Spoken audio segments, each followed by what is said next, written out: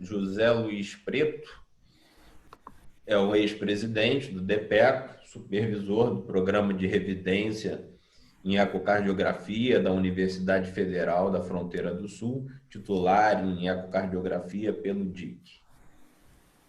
Bem, então já pode ir aprontando a sua aula, professor? Bom dia, espero que me escutem bem. Quero agradecer o convite para estar participando desse simpósio sobre strain.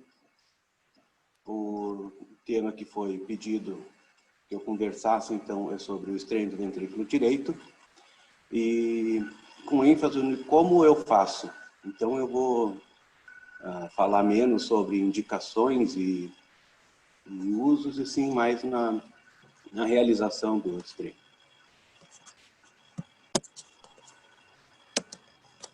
Então, inicialmente, falando da função do ventrículo direito, pouco antes de 2010, começou a se dar mais valor ao ventrículo direito e começaram a aparecer, então, parâmetros de função, onde os parâmetros convencionais são esses, o TAPSE, a onda S do anel lateral,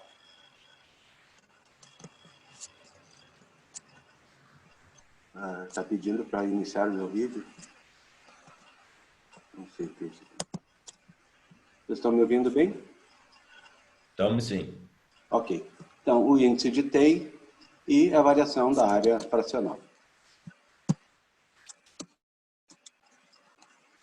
Em 2015, então, nesse guia do ACE, então entrou o strain do ventrículo direito como parâmetro de avaliação da função, e na figura do guia, então, mostrava duas modalidades. Então, ou o strain de uma parede única, ou o strain dos 6 segmentos. Vendo que o strain da parede única, ele tem valores maiores do que quando se analisa os 6 segmentos. E analisando também que os valores da parede livre, quando analisados em separado, são diferentes do que quando analisados com os 6 segmentos. Então, é interessante que a gente veja que nós já estamos acostumados, então, a analisar um ventrículo com fração de ejeção normal e que o strain está alterado, nos mostrando a doença subclínica. E aqui, a gente precisa começar a olhar o ventrículo direito e quando ele parece normal, que ele também pode ter doença subclínica. Então, com a introdução dessas novas avaliações do ventrículo direito, foi criado esse termo, então, que se chama o apical 4 câmaras, focado no ventrículo direito. E acho que essa aqui é a informação mais importante do que eu vou tentar passar para vocês. Quando nós estamos analisando o ventrículo esquerdo, a gente tem o transdutor na ponta do coração e o nosso eixo central ele está no meio do ventrículo esquerdo, para que a gente possa rodar e olhar as paredes. Com isso, o átrio esquerdo também fica no meio da tela. Para a gente avaliar o ventrículo direito, é necessário que a gente tenha, sim, ele todo na tela. E para isso o ápice tem que aparecer, a parede livre tem que aparecer. Então, na prática, o que a gente precisa fazer para analisar o ventrículo direito? É colocar o átrio direito no centro da tela. Isso é bastante importante. E como que a gente faz isso? Então, aqui eu fiz um videozinho. Então, vamos prestar atenção aqui na mão. Então, saímos do apical 4 câmaras, convencional. O ombro direito do paciente um pouquinho para trás. O transdutor vai 1 a 2 centímetros para a lateral. E na tela, o que nós vamos ter? Inicialmente, o ventrículo esquerdo no centro da tela. E com o posicionamento, o átrio direito vem para o meio da tela e o ventrículo direito, então, aparece de uma melhor a gente avaliar. E isso é importante porque, vejam esse estudo de 2018, eles compararam o apical convencional com o apical focado no VD. E todos os parâmetros, strain, diâmetros, área, variação da área fracional, TAPSE, onda S, todos eles se foram modificados quando a avaliação foi feita adequadamente. Mas nós temos problemas técnicos, né? E esses problemas técnicos eles são da qualidade da imagem, então é necessário que a gente consiga avaliar sim, o ventrículo inteiro como dentro da tela para a gente poder fazer a leitura, e é mais difícil a gente ter uma qualidade adequada no ventrículo direito do que no ventrículo esquerdo, principalmente o ápice. O software ele foi criado para o ventrículo esquerdo, né, e está sendo emprestado para o ventrículo direito. Agora já existem equipamentos com alto strain do ventrículo direito. Os valores variam entre os fabricantes, embora há força-tarefa para que a gente tenha uma uniformidade. A parede do ventrículo direito ela é bem mais fina, então a gente precisa adequar a nossa amostra para conseguir analisar o miocárdio do ventrículo direito, não o pericárdio. Normalmente, na prática, só se faz o 4 câmaras. Existem pesquisadores fazendo 3 câmaras, 3 cortes apicais, mas na prática se usa só o 4 câmaras. E o strain da parede livre ele é maior do que o strain quando ele é associado com o septo. Então é necessário que a gente, na hora que vai dar o laudo, que a gente determine que tipo de técnica foi usada, se foi parede livre, se foi 6 segmentos. Os dois são chamados de strain global. Então, como fazer? Então, vejamos esse paciente. O ventrículo esquerdo, nitidamente, é um ventrículo doente. Mas e o ventrículo direito? Ele é doente? Então, para que a gente faça isso, a técnica que eu já expliquei, o átrio direito vem para o centro da tela, para que a gente consiga analisar o ventrículo direito como um todo e ter uma boa definição de bordas.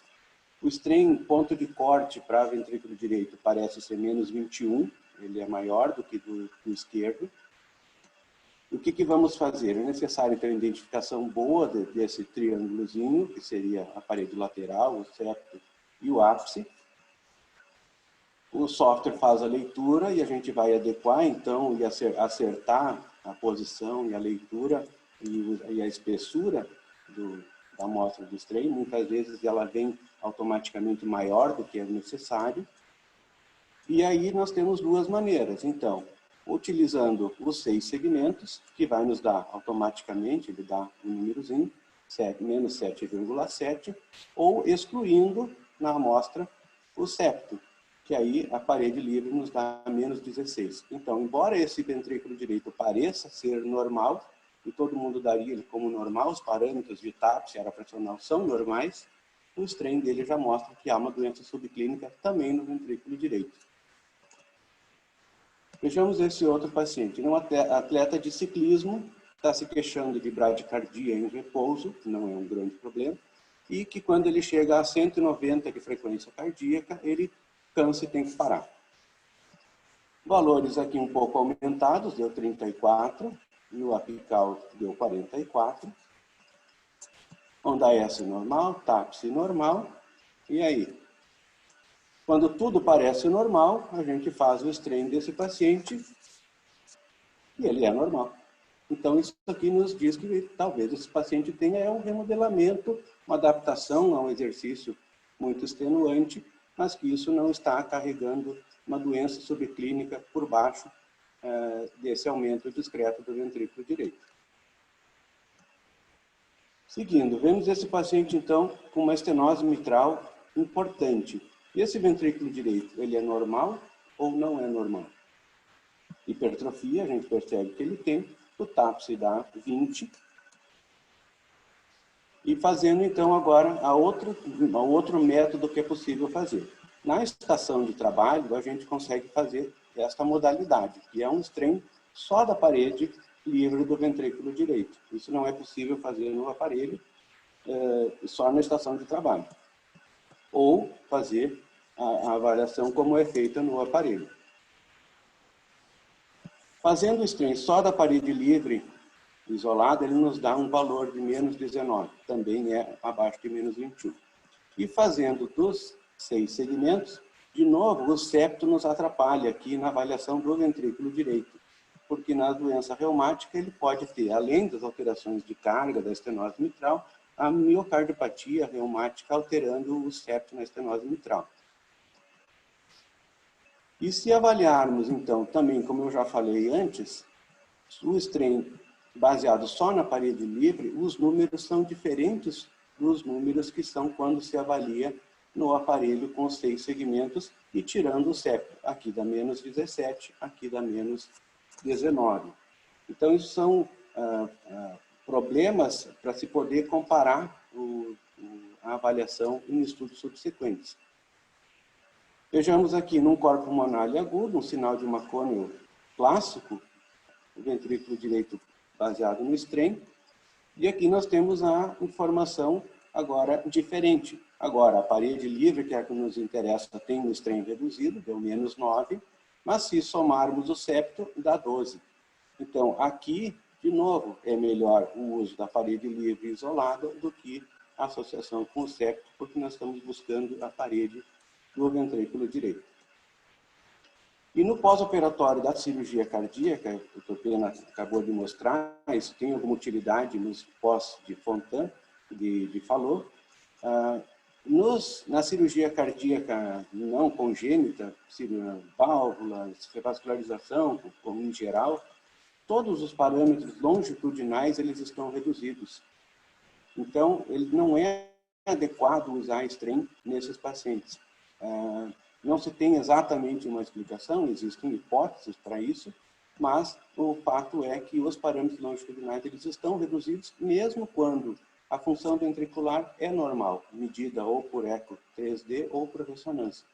Portanto, no pós-operatório de cirurgia cardíaca, o strain não é um adequado para medir a função sistólica do ventrículo direito. Fica reservado, então, para o strain, para o eco tridimensional ou para variação da área fracional. Concluindo, então, o como eu faço. Primeiro, é muito importante a aquisição do ventrículo direito de uma maneira adequada e dedicada para o ventrículo direito. Então, terminamos de avaliar o lado esquerdo do coração, vamos avaliar o ventrículo direito, posiciona o paciente e faz a aquisição do ventrículo direito da maneira mais adequada possível. E usar, então, para que a gente possa comparar e fazer um uso mais geral do strain, inclusive entre outras máquinas, usar a aquisição com o septo, mas tirar os números do septo, tanto pode ser excluindo com o X aqui essa parede, ou simplesmente fazendo a conta, somando os 3 números e dividindo por 3, e nós teremos o strain global da parede livre do ventrículo direito. Muito obrigado. Era isso que eu tinha para apresentar. Muito